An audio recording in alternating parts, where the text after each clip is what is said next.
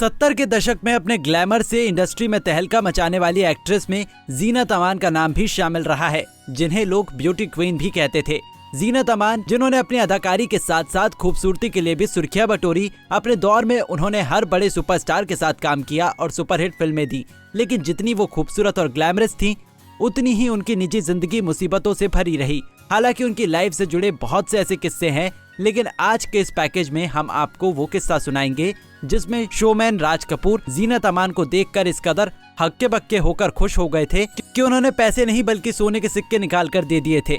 आपको जीनत अमान की फिल्म सत्यम शिवम सुंदरम तो याद होगी। ये फिल्म शोमैन राज कपूर द्वारा ही बनाई गई थी। इस फिल्म को लेकर कई तरह के किस्से मशहूर थे और इसी से जुड़ा है सोने के सिक्कों वाला किस्सा भी। ये बात सब जानते थे कि राज कपूर ऐसे फिल्मकार थे जो अपनी फिल्मों में जान डालने के लिए अपनी पूरी मेहनत, लगन व जान लगा देते थे। फिल्म सत्यम शिवम के लिए भी वो कुछ हट के चेहरे वाली हीरोइन को ही ढूंढ रहे थे, लेकिन उन्हें अपनी हीरोइन नहीं मिल पा रही थी। इस दौरान उन्होंने कई ऑडिशन भी लिए, लेकिन स्क्रिप्ट के अंदर शब्दों में बिखरी रूपा उन्हें किसी अदाकारा में नजर नहीं आई। हीरोइन ढूंढते ढूंढते परेशान हुए राज कपूर कुछ समय के लिए थम गए थे। उस वक्त जीनत वकील बाबू नाम की फिल्म में काम कर रही थी। राज कपूर एक दिन उसी फिल्म के सेट पर मायूस बैठे थे। उन्होंने ये बात जीनत से भी शेयर की।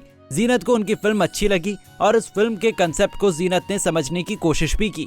जब सारे शूट खत्म कर सभी कलाकार घर चले गए तो कुछ दिनों बाद जीनत अमान घाघरा चोली पहन, सिर पर दुपट्टा लिए और एक तरफ का चेहरा ढककर आर के स्टूडियो जा पहुंची। हालांकि चौकीदार ने जीनत को अंदर घुसने नहीं दिया क्योंकि उसने जीनत को पहचाना ही नहीं था। तभी राज कपूर की गाड़ी बाहर से ऑफिस के अंदर आई और राज कपूर ने उस घाघरा चोली वाली महिला को गेटकीपर से लड़ते देखा। राज कपूर अपने ऑफिस चले गए और उन्होंने गेटकीपर को अपने पास बुलाया और पूछा कि गेट पर कौन खड़ा है। इस पर वो कहते हैं कि वो बोल रही है कि राज साहब से कहो रूपा आई है। रूपा का नाम सुन राज कपूर ने कहा कि फौरन उसे अंदर भेज दो। जब राज कपूर ने रूपा को देखा तो वो देखते ही रह गए। राज साहब ने पूछा, तुम कौन? तो जीनत अमान ने बताया कि आप रूपा को ढूंढ रहे थे, लो आ गई रूपा। राज कपूर जब उस लड़की को पहचान नहीं पाए तो जीनत को अपने चेहरे से पर्दा हटाना पड़ा। चेहरा देखा तो राज कपूर हक्के बक्के से रह गए। रूपा का एक तरफ का चेहरा जला हुआ प्रतीत हो रहा था। इसके बाद जीनत ने खुलासा किया कि वो कौन है। जीनत के इस लुक ने राज कपूर का दिल जीत लिया। उन्होंने उसी समय जीनत को फिल्म के लिए कास्ट कर लिया।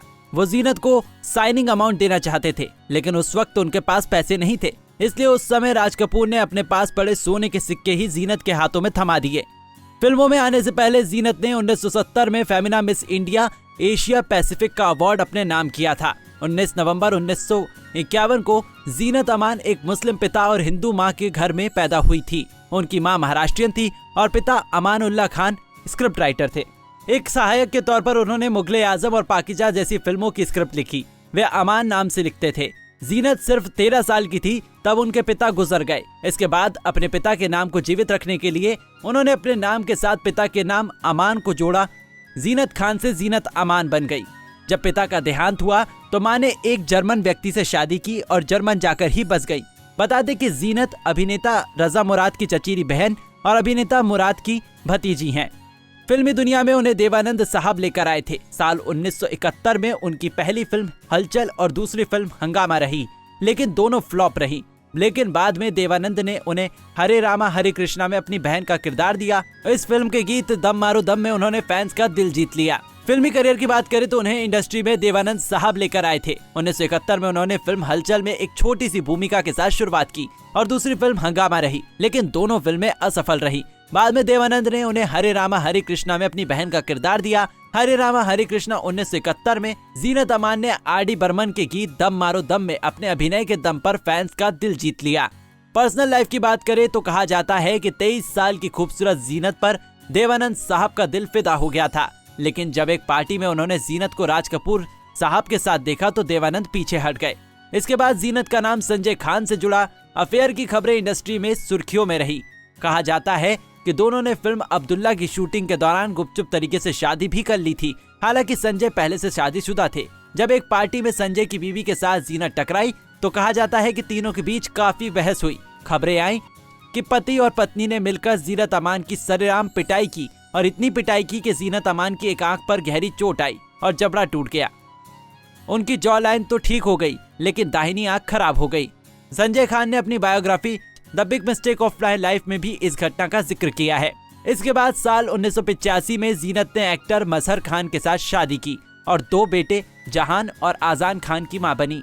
लेकिन ये रिश्ता भी लंबा नहीं चला। मजहर खाने पीने की गलत आदतों से तंग आकर जीनत ने तलाक देने की अर्जी भी दी थी, लेकिन उससे पहले ही मजहर दुनिया छोड़ गए। मजहर की किडनी में इन्फेक्शन हो गया था, जिस वजह से वे बीमार रहने लगे थे। 1998 में किडनी फेल होने की वजह से उनकी मौत हो गई। जीनत का नाम पूर्व पाकिस्तानी क्रिकेटर इमरान खान के साथ भी जोड़ा गया था, लेकिन जीनत को प्यार किसी का नसीब नहीं हुआ और जब 63 साल की उम्र में जीनत ने दोबारा शादी की इच्छा जताई तो यूजर्स ने उन्हें खूब ट्रोल किया। उनकी बेबाकी और तीसरी शादी को लेकर उनकी राय पर काफी विवाद भी हुआ। उन्होंने कहा था, हाँ मैं शादी करना चाहती हूँ, मुझे मेरे बारे में सोचने का पूरा हक है। अब मेरे दोनों बेटे बड़े हो गए हैं, मैं उनकी तरफ से निश्चित हो गई हूँ और इसलिए अब मैं अपने बारे में सोचना चाहती हूँ। हालांकि उन्होंने कहा कि मुझे अपनी जिंदगी से कोई शिकायत नहीं है। अब जीनत अमान इवेंट्स में बतौर गेस्ट शिरकत दिए नजर आती हैं। हालांकि वो लाइमलाइट से ज्यादातर दूर ही रहती हैं। आपको हमारे पैकेज कैसा लगा हमें कमेंट बॉक्स में बताना ना भूले और आप किस हीरोइन की लाइफस्टाइल स्टोरी जानना चाहते हैं हमें कमेंट बॉक्स में जरूर बताएं।